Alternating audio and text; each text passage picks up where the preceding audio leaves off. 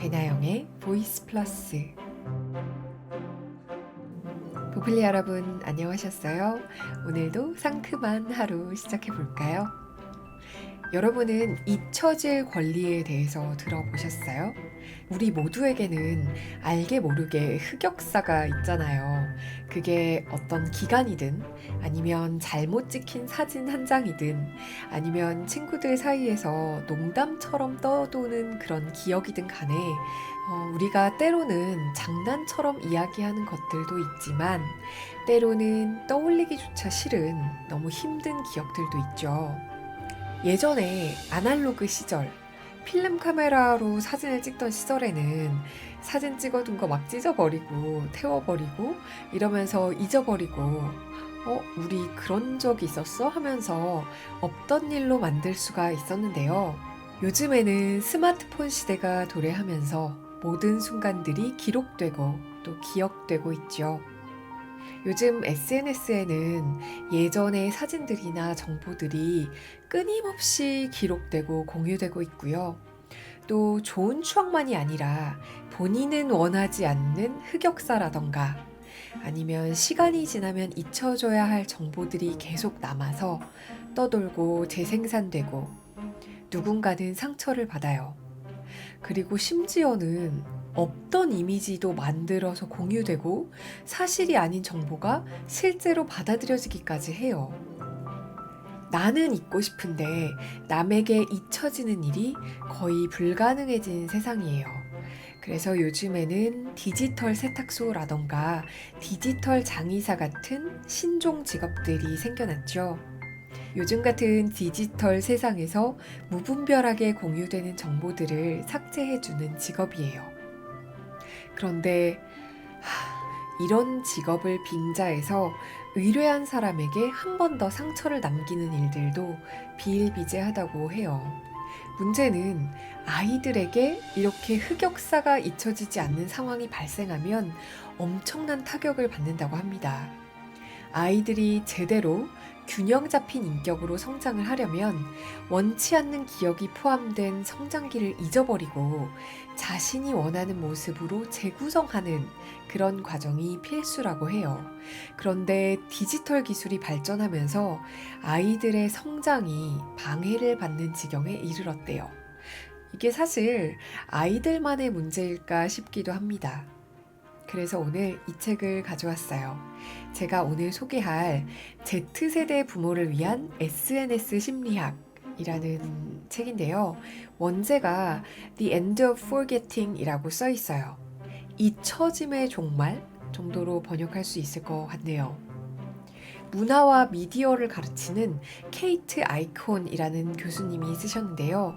케이트 아이콘 교수는 미디어의 발달이 삶에 끼치는 영향을 평생 연구해 왔대요. 이 교수님에 따르면 아이가 온전한 인격을 가진 성인이 되려면 어린 시절 그 유년기의 아픈 기억을 잊고 다시 재구성하는 그런 과정이 필요하대요. 그런데 최근의 디지털 기술은 이런 잊혀지는 과정 자체를 철저하게 방해하면서 어린 시절이 끝없이 계속되는 환경을 만든다는 거죠. 제가 이 책이 너무 궁금했던 이유는 그런 환경에서 우리는 어떻게 해결을 해야 할까였어요. 일단 책 속으로 들어가 볼게요. 구독과 좋아요, 알림 설정 감사드려요. Z세대 부모를 위한 SNS 심리학, 케이트 아이콘 지음, 이종민 옮김, 현대지성. 2016년에 오스트리아에서 한 소녀가 부모를 고소한 사건이 있었어요. 왜냐? 자신의 어린 시절 사진을 동의도 없이 수년 동안 부모님이 페이스북에 올렸다는 거예요. 그러니까 아주 어린 시절, 갓난아기였을 시절부터 부모님이 사진을 올리셨는데, 그중에는 이제 어른들이 보기에는 귀여운, 발가벗고 있는 아기 사진이라던가, 변기에 앉아있는 사진이라던가, 이런 사진들이 있었대요. 그래서 부모님한테 사진을 지워달라고, 나는 너무 보기가 불편하다, 이렇게 얘기를 했는데, 부모님이 거부를 했다는 거예요. 그래서 소송을 하게 된 거죠. 같은 해에 프랑스에서는 아이의 신상 정보가 노출이 되고 성범죄자의 표적이 될 가능성이 커진다. 아이가 크면서 상처를 받을 수 있다. 이런 가능성을 논의하면서 자녀의 사진을 포스팅하지 말라는 그런 경고가 돌기도 했어요. 그런데 우리도 많은 사람들이 그렇게 하잖아요. 아이를 낳으면 너무 예쁘고 사랑스럽다고 생각하니까 아이 사진을 막 올리죠. 페이스북이고 인스타그램이고 막 올리면서 태그도 달죠. 맘스타그램, 애스타그램, 육아스타그램 이렇게 올리잖아요. 그런데 이게 우리나라만의 이슈는 아니고요. 영국 가디언의 조사에 의하면 엄마들의 63%가 소셜미디어를 이용하고 있는데 이 중에 97%가 자녀의 사진을 올린 적이 있다고 해요. 그리고 타임지에 따르면 미국 어린이의 92%가 두 돌이 되기 전에 온라인에 노출이 되고 또 5살이 되기 전에 거의 1000장에 가까운 사진이 온라인에 올려진다고 해요. 만약에 지인 공개나 비공개 사진까지 포함을 했다면 더 많은 사진들이 올라오고 있겠죠. 문제는 아이가 의사 표현 능력이 없다고 해서 이 아이의 동의 없이 아이의 사진을 부모가 올릴 권리가 있는가? 그게 정말 아이한테 좋은 일인가 하는 점이에요. 우리나라에서 최초로 이칠 권리, 디지털 흔적을 삭제하는 사업을 시작한 산타크루즈 컴퍼니의 김호진 대표님이 이 책에 추천사를 쓰셨는데요. 이칠 권리를 위한 사업을 시작하고 얼마 되지 않아서 어린 학생들이 찾아오는 경우가 그렇게 많았다고 해요. 부모님이나 조부모님뿐만 아니라 지인들이 무분별하게 올린 그 어린 시절의 사진 때문에 부끄럽고 짜증난다. 나에게도 사생활이 있는 거 아니냐. 이러면서 해당 게시물을 대신 삭제해달라고 찾아오는 경우가 많았다고 해요. 사실 어른들도 마찬가지잖아요. 친구들하고 오랜만에 모여서 신나게 놀거나 회사에서 여러 사람들이 모여서 회식을 하거나 이럴 때 누가 막 사진을 찍고 자기만 잘 나온 사진. 근데 나는 되게 이상하게 나온 사진을 단체 톡방에 막 돌린다던가 아니면 내 허락도 안 받고 내 얼굴이 나온 사진을 SNS에 막 올린다던가 그러면 굉장히 스트레스를 받잖아요. 게다가 요즘에는 멀쩡한 내 사진조차도 이상한 이미지 아니면 성적인 이미지로 둔갑을 한다던가 내 사진이 나도 모르게 온라인에서 돌아다니면서 품평을 받는다던가 이런 일들이 비일비재하죠.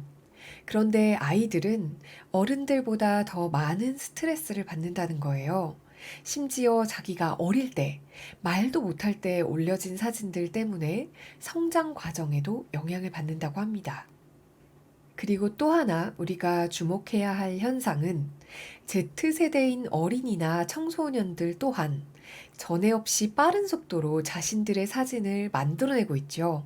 휴대폰을 손에 쥔 아이들은 매일같이 셀카를 찍고 서로 찍어주고 그걸 공유하고 있어요.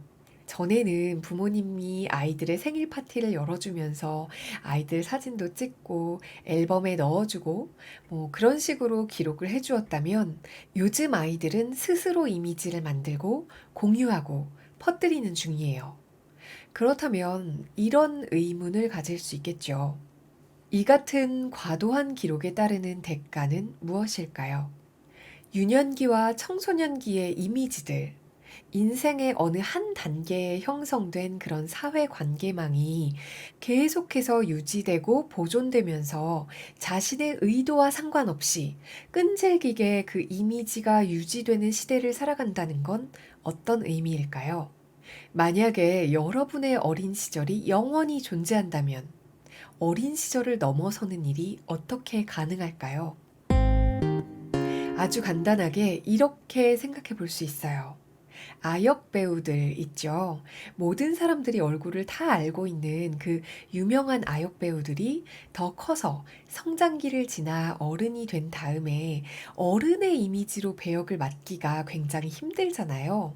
시청자들에게나 그 아역 배우에게나 이미지에 혼란이 생기는 거죠.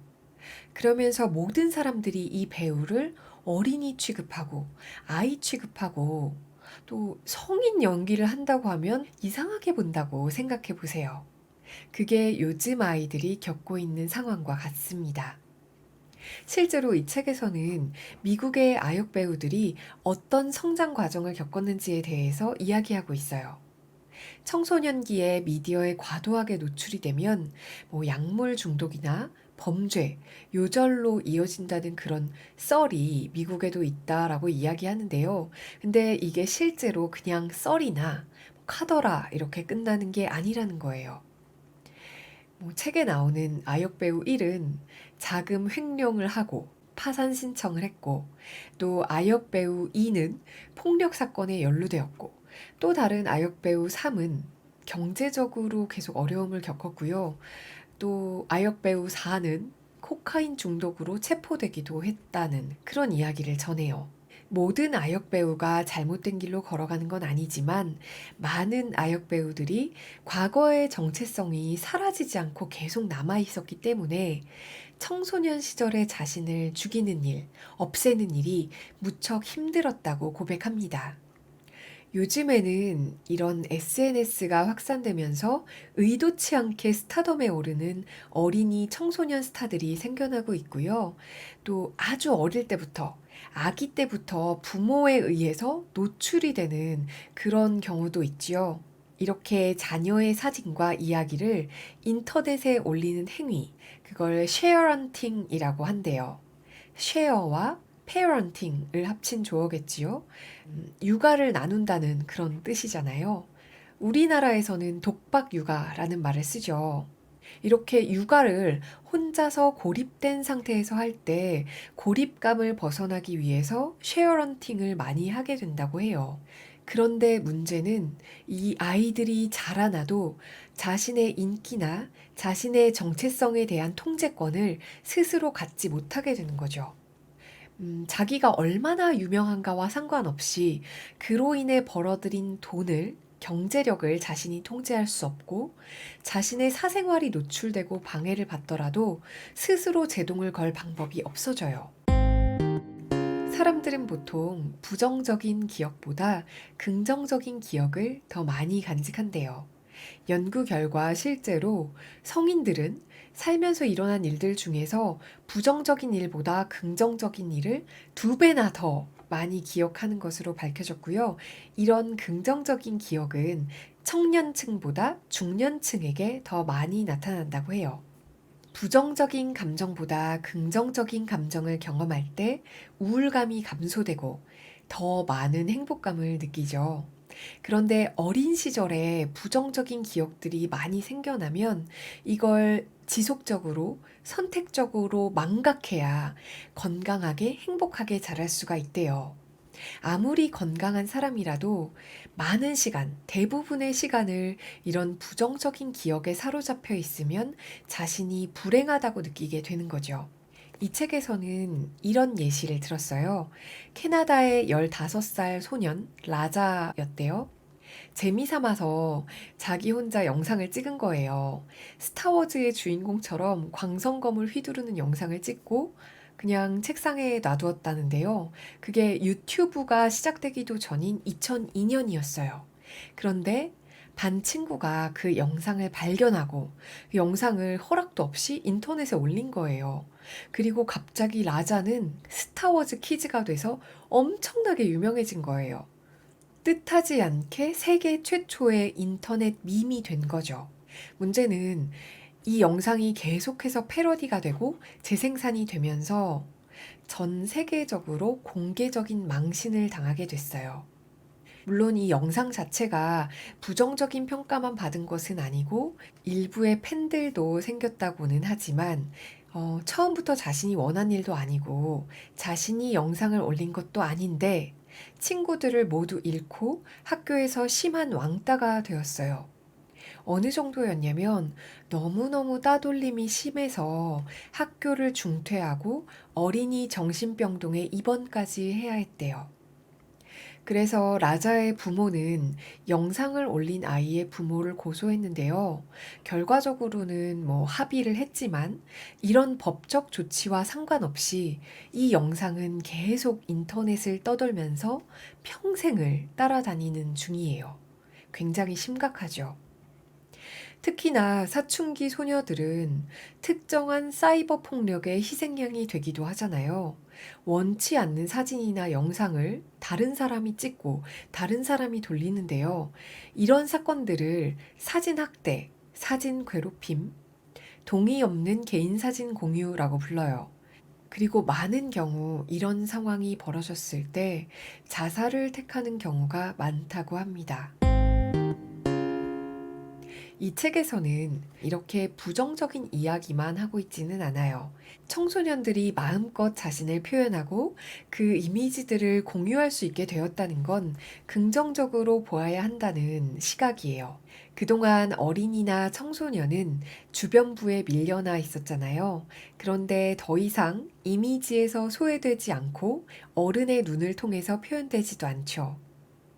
아이들은 사진이나 영상 기술을 모두 잘 알고 있고 이미지 전파에 필요한 플랫폼도 익숙하게 사용하고 있어요. 그래서 앞으로 유년기나 청소년기가 어른의 눈으로 걸러져서 묘사되는 게 아니라 어린이와 청소년의 눈을 통해서 직접적으로 보여지고 이해가 될 거예요. 그건 굉장히 반가운 변화죠. 하지만 그 대가가 무엇인지 생각해 봐야 해요. 빠르고 쉽게 나를 표현하고 영상을 공유할 수 있게 됐지만 이런 일상적인 자기 표현을 바라보는 잠재적인 관중들의 규모가 어마어마하게 커졌잖아요. 일상생활에서 우리는 모두 실수할 수 있어요. 근데 엉뚱한 일을 저지른 후에 아, 내가 실수했구나. 다시는 그러지 말아야겠다. 이런 일은 내가 원한 게 아니야. 정말 잊혀지고 싶어. 이런 권리는 사라지고 장기적으로 봤을 때 그 사건을 잊는 것마저 불가능해지고 있어요. 잊어버릴만 하면 계속해서 누군가 그걸 수면 위로 올리잖아요. 아무리 전학을 가고 이사를 해봐도 어떤 그 어리숙했던 시절의 순간에서 헤어나지 못하는 거죠.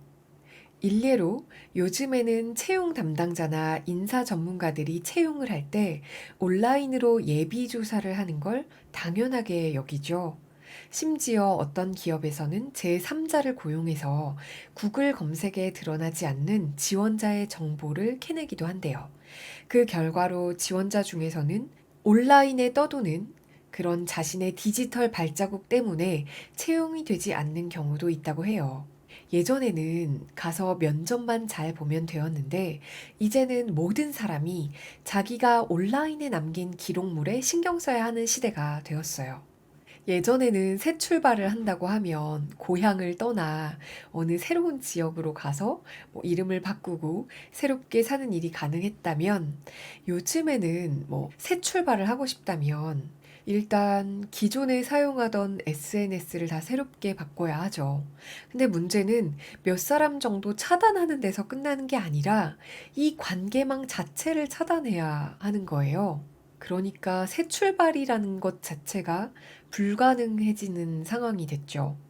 요즘에는 사진도 자동으로 얼굴을 인식해서 분류하고 아무리 잊으려고 해도 막 1년 전 그날 이러면서 자동으로 사진이 뜨고 누군가 그 사진을 퍼서 다시 돌리고 이런 일이 반복되잖아요. 안면 인식 기능이 발달하면서 우리의 얼굴 대부분이 누군가의 사진 속에 태그가 되어 있어요. 자기가 찍힌 줄도 몰랐던 사진인데, 저기 누가 있네? 이 사진에 내가 있네? 이렇게 되는 거죠.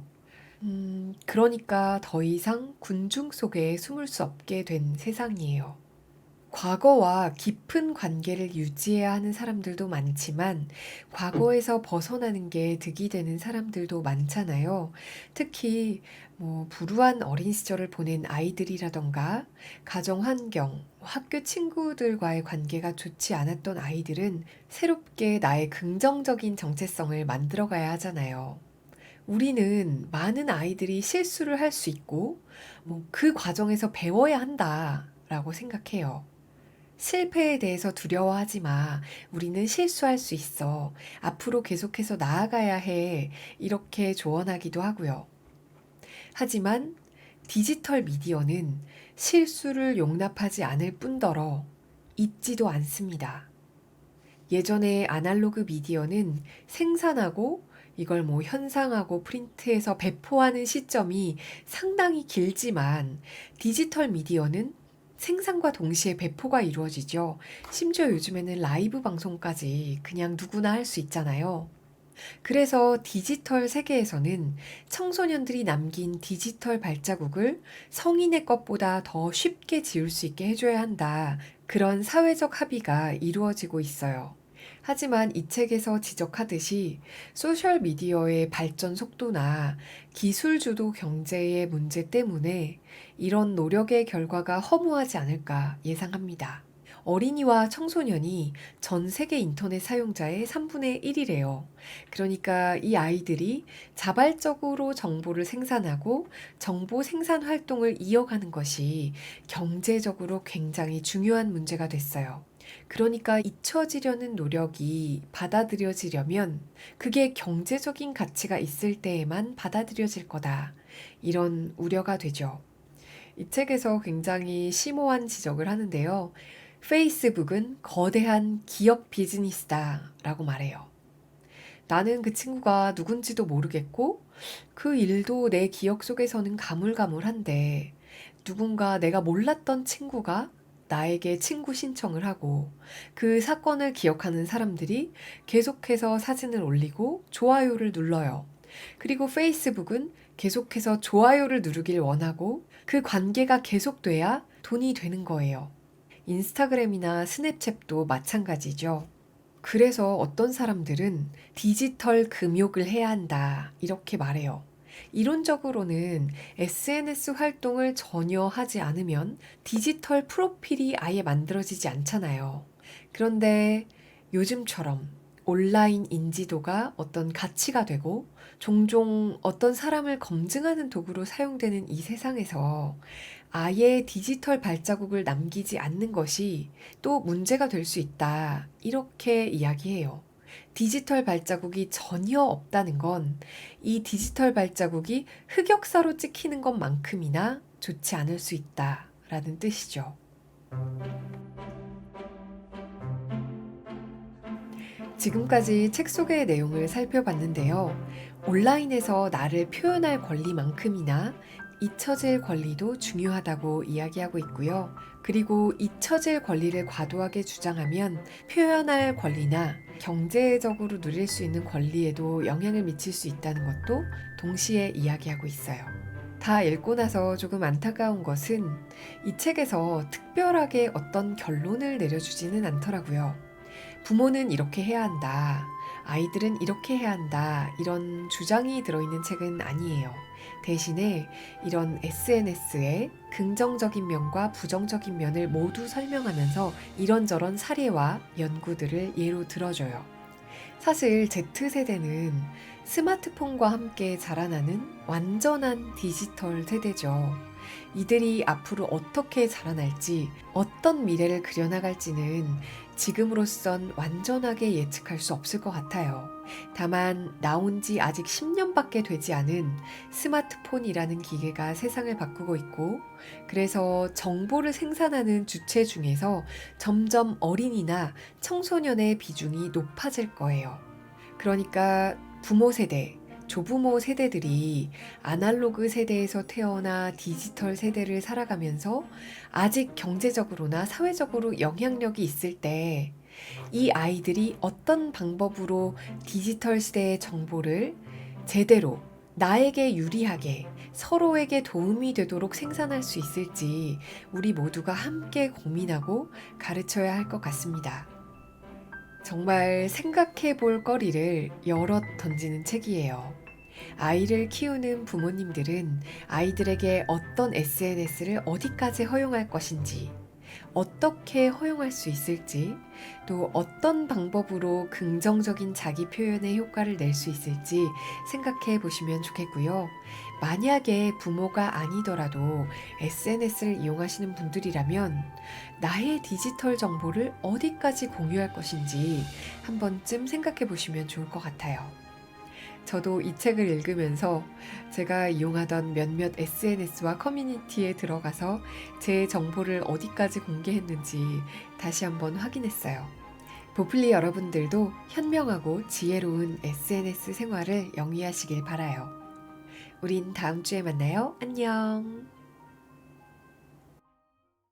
배나영의 보이스 플러스